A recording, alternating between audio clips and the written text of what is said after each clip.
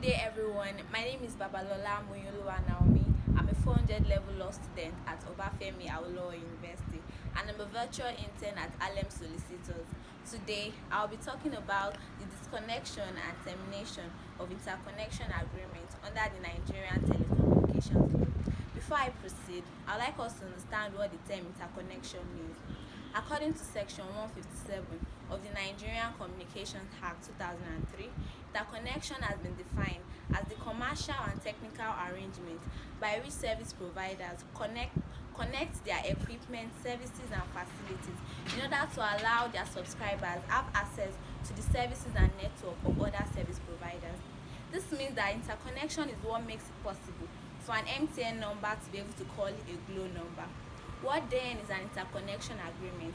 An interconnection agreement is a legally binding agreement between a requesting party and a requested party, which memorializes the contractual obligations and responsibilities of both parties to the agreement.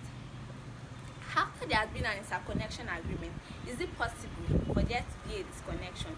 Yes, it is very, very possible. The guidelines on procedures for granting approval to disconnect telecommunications operators has been established by the Nigerian Communications Commission to be in charge of disconnection. This guideline, in its paragraph 16.2, has defined what the term disconnection is. Disconnection is defined as covering not merely the absence of physical connection between operators that have been previously connected, but a reduction of bandwidth in both directions, allowing unidirectional flow as against bidirectional flow and the general restriction of traffic, however called.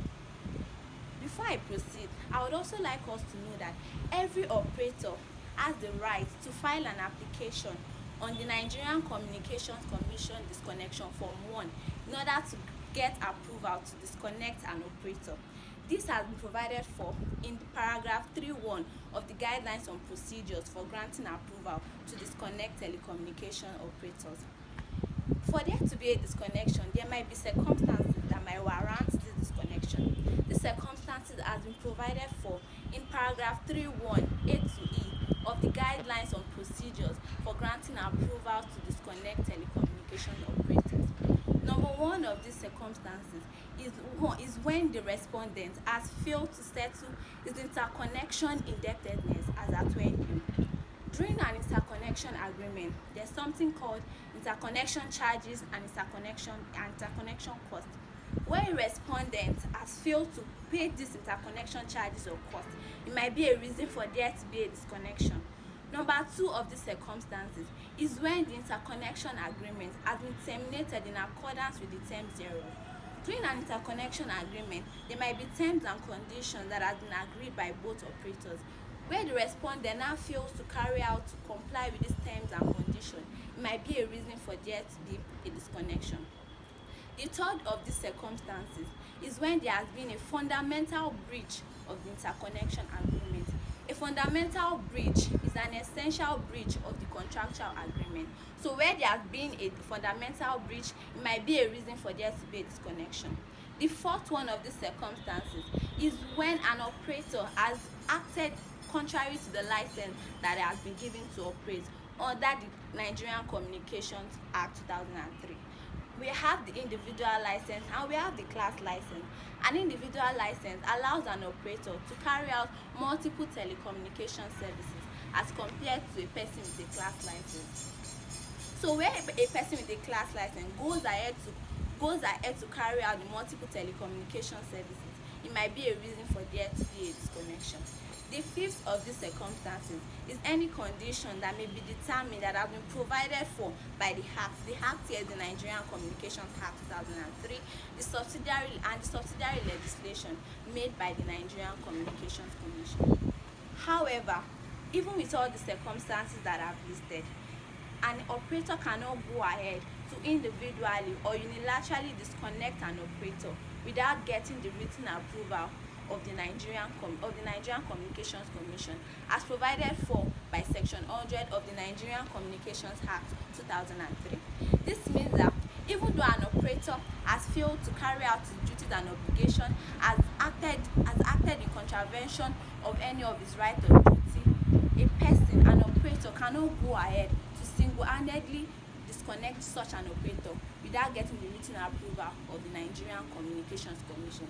This has been further elaborated in the case of Intercellular Nigerian PLC versus MTN Communications Commission. In this case, MTN claimed that Intercellular Nigerian PLC owed it a large amount of money for its interconnection. According to Section 73 of the Nigerian Communications Act 2003, a panel was set up in order to carry an investigation into the facts of the case. After the panel was set up and they carried out their responsibilities, it was found out that indeed Intercellular Nigerian PLC was owing MTN Nigerian Communications a large amount of money for its interconnection cost or charges. And even with this, it was seen to be in the habit of doing this. But it was still held that MTN still didn't have the right to go ahead to disconnect Intercellular Nigerian PLC without getting the written approval of the NCC. Because of this, MTN Nigerian Communication was asked to reconnect Intercellular Nigerian PLC, while Intercellular Nigerian PLC was asked to settle all its indebtedness.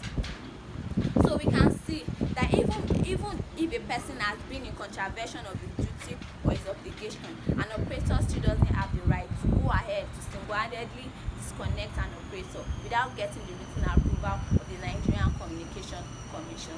Furthermore, in paragraph 13(1) of the guidelines